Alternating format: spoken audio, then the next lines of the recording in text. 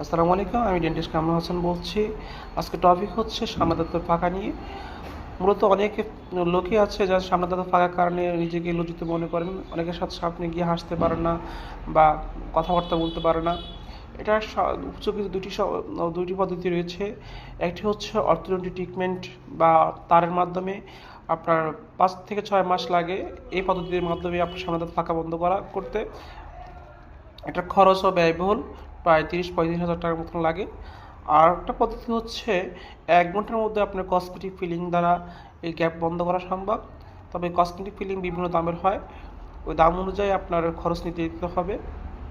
আর পাকা দাঁত মূলত আপনার কারণে আমাদের অনেকের মুখের সৌন্দর্য নষ্ট হয়ে থাকে। যদি পাকা বন্ধ বন্ধ হয়ে যায়, অনেকের চেহারা ফেস অনেকটাই উন্নত দেখতে হয়।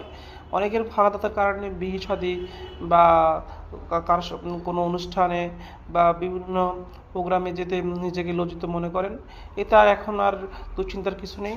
এখন খুব কম সময়ে কসমেটিক ফিলিং দ্বারা বা অর্থোডন্টিক ট্রিটমেন্ট দ্বারা আপনার সামনে দাঁত ফাঁকা বন্ধ করা সম্ভব। তাই ভালো ডেন্টিস্ট বা ভালো ডেন্টাল ডাক্তার দ্বারা আপনি এই সামনে দাঁত ফাঁকা বন্ধ করা সম্ভব। তাই দুশ্চিন্তার কিছু নেই।